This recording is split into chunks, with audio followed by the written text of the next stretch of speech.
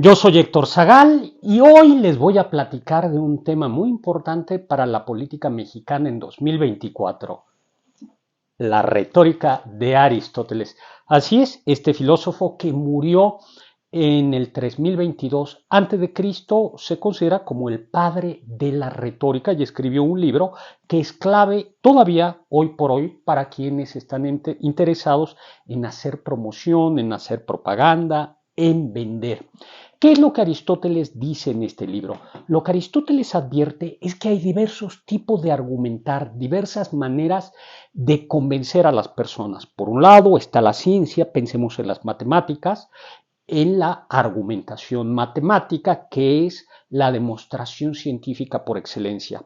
Esa demostración es una demostración fría, sobria, que no está dirigida a todo el público. Yo, por ejemplo, que sé muy poco de matemáticas, sé lo de prepa, pues llego a un coloquio, a una clase, a una conferencia donde un matemático expone su punto y demuestra un teorema y la verdad es que me quedo prácticamente igual. Pero Aristóteles advierte que en la política la argumentación tiene que ser distinta. Es decir, la argumentación en la política, y eso es la retórica, es una argumentación en donde lo importante es persuadir, es convencer, pero a una multitud. Y curiosamente, a veces dar demostraciones duras, estrictas, no mueven a las personas. Aristóteles observa que lo propio entonces de la argumentación retórica no es conseguir la verdad, sino la verosimilitud y persuadir. ¿Qué es persuadir? No simplemente es convencerte intelectualmente, sino llevarte a que ejecutes una acción, a que des tu voto. Bueno, pues Aristóteles advierte entonces que en la retórica hay tres aspectos claves. En primer lugar, está claramente qué se dice, el mensaje. Pero el mensaje, la idea clave, pues no sé, por ejemplo, pensemos el mensaje, hay que bajar la edad de pensión de los 65 a los 60 años. Ese sería el mensaje. Pero el mensaje, y entonces hay que convencer ya sea a los diputados, a los senadores o a los ciudadanos de que conviene hacer eso. Pero, claro, mientras que si esto se argumentase científicamente, lo relevante sería un estudio numérico, presentar la viabilidad, cuáles tendrían que ser las reservas financieras del Estado para ello, qué hacer con el invierno demográfico. El invierno demográfico es cuando hay más adultos mayores que niños y jóvenes. Ese argumento sería demasiado científico. Entonces la retórica sí considera el núcleo, el mensaje, pero, y este es el segundo punto, en la retórica es clave a quién se le dice eso, a quién hablas. En otras palabras, el retórico tiene que, o el político, quien usa, tiene que advertir y decir, a ver, si yo estoy hablando, pues no sé, a un conjunto de personas que saben muchas finanzas, que saben números, actuarios, claramente tengo que hablarles de una manera científica. Pero si yo le estoy hablando al público general, si yo le estoy hablando a la ciudadanía general, por ejemplo, que no sabe qué es el invierno demográfico, que no sabe qué quiere decir reservas, que no sabe de proyecciones, el mensaje se tiene que adaptar pensando en a quién va dirigido. Entonces es clave en la retórica el imaginar a esta persona. Aristóteles decía por eso que no es lo mismo hablarle a personas mayores, ancianas como yo, que a personas jóvenes como tú. Pensemos, por ejemplo, en el tema de promover el ahorro para la vejez. Claro, Aristóteles diría, eso es muy difícil en un joven porque los jóvenes piensan que nunca van a ser viejos.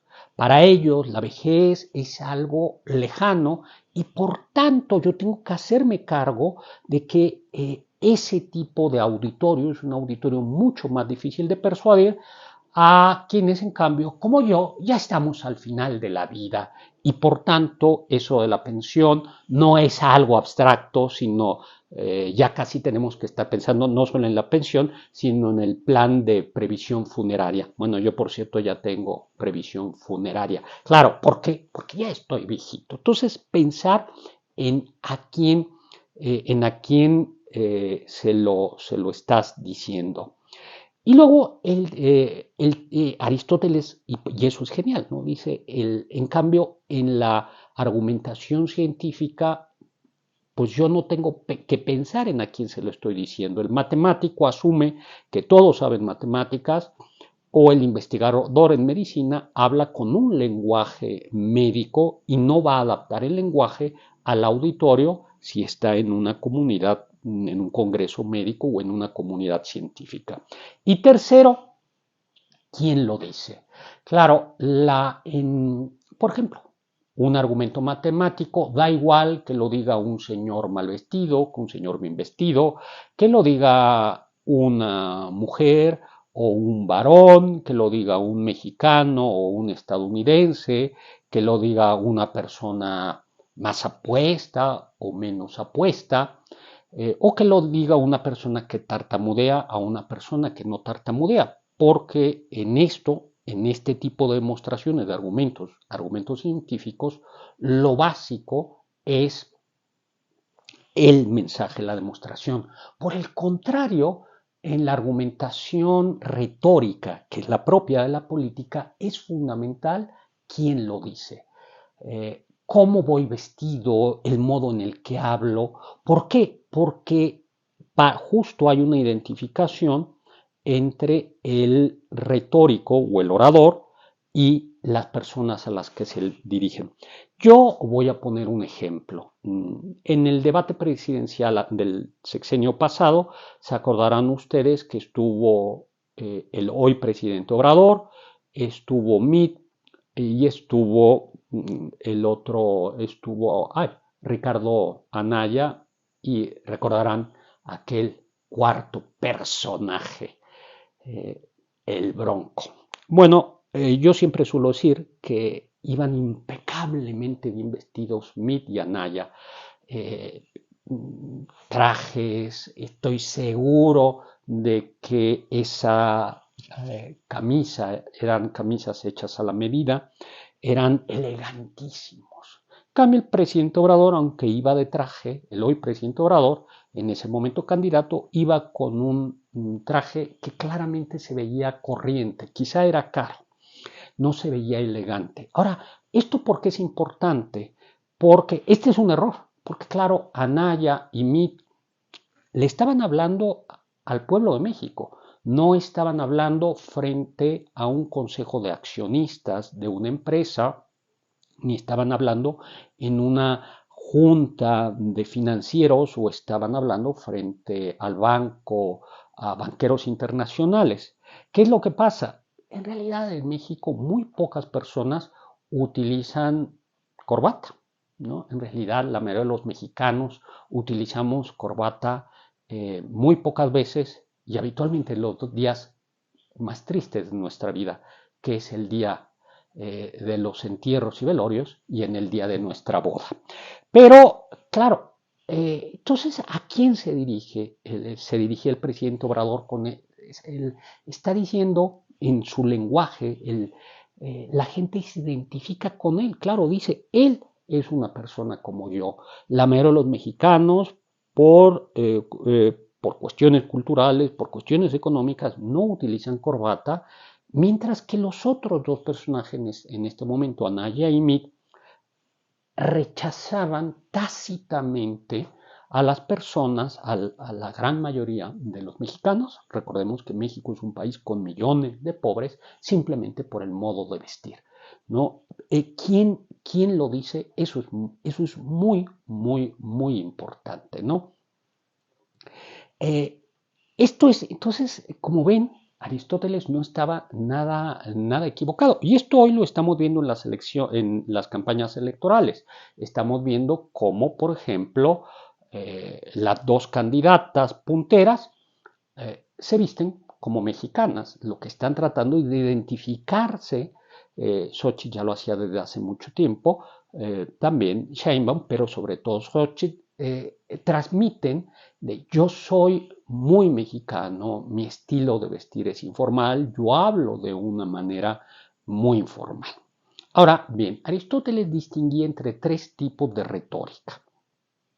Por un lado está la retórica foral o legal, ¿no? La del foro, que es la retórica que se da en los juicios. En la antigua Grecia, ahí está sobre todo en Atenas, ahí está la apología de Sócrates, donde Sócrates personalmente se defiende de las acusaciones de dos personajes, y esos dos personajes, Anito y Melito así se llamaban, lo acusan y van intercambiando acusaciones, argumentos, defensas frente a un tribunal.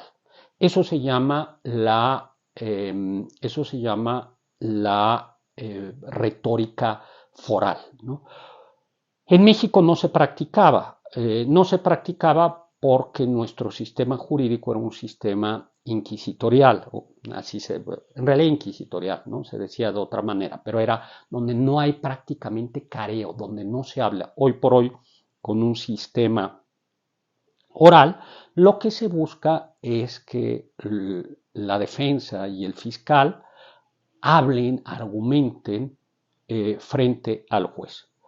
Ahí observamos, por ejemplo, eso todo el mundo lo sabemos por las películas de policías y de juicios en Estados Unidos, que es fundamental, por ejemplo, el modo como va vestido el acusado, ¿no? Los acusados suelen ir bien peinaditos, transmitir la imagen, tratan de transmitir con corbata la imagen de que son personas, pues, respetables, de que son personas serias, ¿no? Y, por supuesto, tanto el fiscal como el abogado defensor se fijan mucho también en el jurado, porque el jurado debe, a ver, ¿quiénes forman parte de este jurado? ¿Cuál es su nivel social? ¿Cuál es su sexo? ¿Cuáles son sus convicciones? Para tratar de dirigirse a ellos. El otro tipo de retórica es la retórica deliberativa. En la antigua Atenas, que era una democracia participativa, no una democracia representativa como la nuestra, porque había muy pocos ciudadanos, todos los ciudadanos podían y debían acudir a la asamblea donde se tomaban las decisiones. Fíjense que no era solo votar, sino que ahí discutían, hablaban, deliberaban, y por eso era tan importante aprender a defender tu punto de vista y decir hay que subir impuestos, no hay que subir impuestos frente al pueblo, frente a la masa, frente a la asamblea. Eso llevaba desde saber modular la voz, poder hablar fuerte, en aquella época no había micrófono, el ritmo, la cadencia, la elegancia del lenguaje, la claridad, las expresiones. Recordemos que no es lo mismo una expresión que, por ejemplo, en una asamblea legislativa en donde hay ciudadanos que no tienen una formación económica o científica, pues entonces hay que evitar utilizar esas expresiones.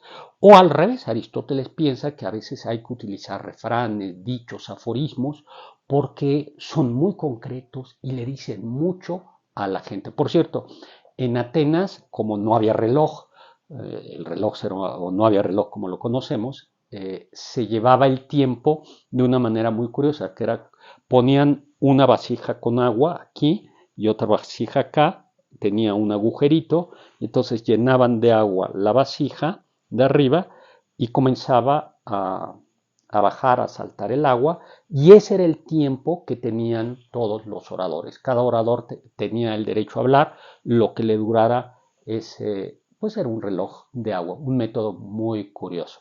Y luego el tercer tipo de retórica está es la epidíctica o demostrativa, que tiene que ver con el sermón o que tiene que ver con el discurso, donde el orador lo que intenta es convencer, demostrar, alabar, pero no hay como esta discusión deliberativa, sobre todo se ponen modos, ¿no? En Occidente hoy por hoy yo creo que suele darse, por ejemplo, en los sermones de las iglesias, cuando el sacerdote comenta y dice, o el pastor o el ministro religioso dice hay que hacer esto y se dirige al pueblo.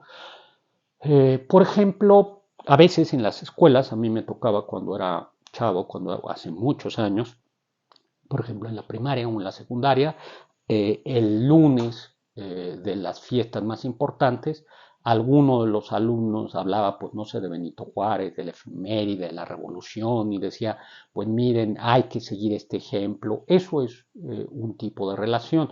Por ejemplo, cuando un político arranca la campaña y entonces dice, nosotros debemos de hacer, seguir, se presenta a sí mismo, o presenta al caudillo o al líder, eso es este tipo de retórica. Conservamos ejemplos. Por ejemplo, de la guerra del Peloponeso de Tucídides se conserva la oración fúnebre pronunciada por Pericles con ocasión de los caídos, de los ciudadanos atenienses caídos en la guerra contra Esparta. Y entonces ahí Pericles lo que hace es un elogio de la democracia, donde dice, en la democracia ateniense todos somos iguales, y por eso todos somos iguales y por eso vale la pena morir por la ciudad, ¿no? Ese es el tercero. Ahora, Aristóteles lo que observa es que en la retórica hay más elementos, pero hay, digamos, está el discurso propiamente dicho, luego el modo como se pronuncia, como se habla, la elocución, y algo muy importante son las pasiones.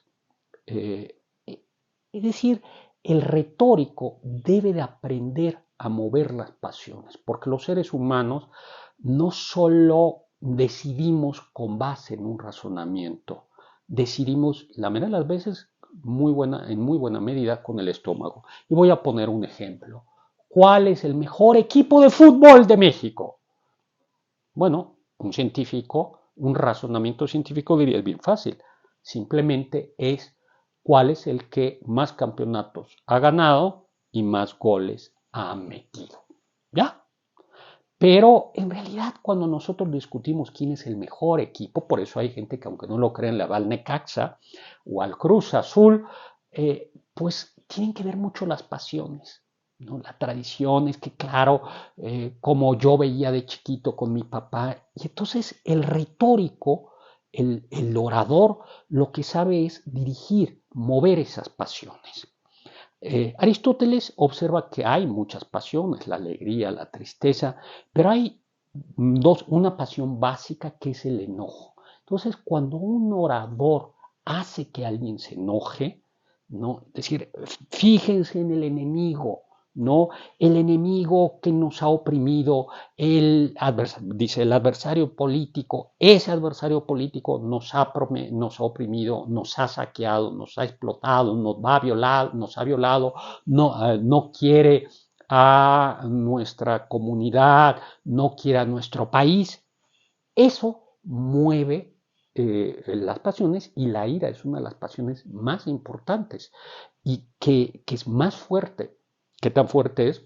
Quienes conducimos en la Ciudad de México lo sabemos, la gente se enoja, gente que bajando del coche es civilizada, amable, cortés, inteligente, en el coche se transforma y hay una cantidad de accidentes por ira, por enojo. Hay una cantidad, cuando uno habla con los penalistas, con los jueces que llevan penal, la cantidad de asesinatos que hay por enojo. Entonces, el orador sabe, por ejemplo, que la ira es una de las pasiones más importantes, ¿no? No es la única. Está, por ejemplo, la compasión. Aristóteles estudia mucho la compasión, que es muy importante en los juicios, ¿no? Si yo logro mover a la compasión, decir, miren, ya sea de la víctima o del acusado, dice, miren cómo sufre quien fue víctima, y entonces eso lleva a castigar al acusado. Bueno, como vemos, el retórico por eso es el mago de las pasiones. Aristóteles decía que sí, que la retórica tenía, el orador político tenía que contar con las pasiones, pero que en la medida de lo posible había que transmitir, había que hacer que lo importante fuera el mensaje, el argumento retórico, aunque evidentemente había que tomar en cuenta quién lo dice y a quién lo dice y tomar en cuenta las pasiones. En la práctica, la retórica hoy y ahora se ha convertido, y desde siempre fue, en un ejercicio de pasiones. Como nos damos cuenta, lo veremos en las campañas políticas de Estados Unidos, de México y de todo el mundo, la gente, el ciudadano promedio, no dice, se ha reducido el Gini, ¿cómo anda el Gini? Y el índice de desarrollo humano, eh, la inflación subyacente, cómo está, el servicio de la deuda externa. Claro, esos términos técnicos le dicen poco al ciudadano común y corriente, ¿no? El ciudadano ordinario, eh, pues quizá no sea capaz de explicar técnicamente qué es un legislador elegido plurinominalmente. Por eso lo importante en todas las campañas políticas es, como también en la publicidad, las pasiones. La idea de Aristóteles es que no fuese así, ¿no? Voy a poner un ejemplo y cuento una anécdota y con esto ya me voy. El ejemplo es vamos a decirlo así, un publicista que intentara seguir el modelo aristotélico, diría, bueno, pues no sé, este refresco tiene estas cualidades, es bueno porque no tiene tanta azúcar, es bueno porque es sabroso, es bueno porque no tiene tanto sodio, pero envuelto también de una manera agradable, bonita, dicho por una persona, por un actor, por un deportista, en un entorno amable, digamos, combinaría el mensaje que se dice con a quién, cómo y dónde se dice. En cambio, digamos, un retórico que apostara a las pasiones, lo que intentaría es que tú compraras el refresco porque te sientes identificado. Ah, claro, ese es el refresco que toma el futbolista. O porque te mueve, porque claro, mira ahí ese refresco, ese anuncio me hace sentir alegre, ¿sí? Y entonces yo quiero estar alegre, por ejemplo. Y finalmente, ¿quiénes fueron los grandes maestros de la retórica? Los sofistas, entre ellos Gorgias, que Gorgias aparece en un diálogo de Platón, y Gorgias le dice a Sócrates, mira, Sócrates, no te hagas tonto. Te voy a decir qué tan importante es la retórica. Mi hermano, que es un gran médico, sin duda puede curar a las personas, pero yo las puedo curar mejor. ¿Por qué? Porque mi hermano puede darle a alguien la prescripción, las recetas, pero el paciente pues sí, pues no me la tomo o no sigo la dieta. En cambio, yo con la receta que da mi hermano puedo persuadir de que pues no desayunes torta con tamal porque te hace daño, ¿no? Que no tomes tanto refresco o que no tomes esa super torta o super hamburguesa así de este tamaño llena de colesterol. ¿Por qué? Porque yo te voy a decir, mira, piensa en el dolor. Tú has visto una persona con diabetes y la diálisis y cómo se les infecta después el peritoneo al estar en una diálisis, van perdiendo la visión. ¿Has visto tú a una persona a la que le han cortado una extremidad? ¿Te imaginas el sufrimiento?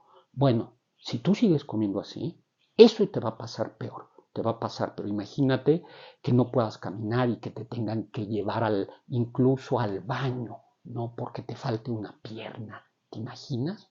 ¿Vale la pena esa comida? Eso haría, digamos, Gorgias. Y ya finalmente les voy a contar una anécdota atribuida a Protágoras.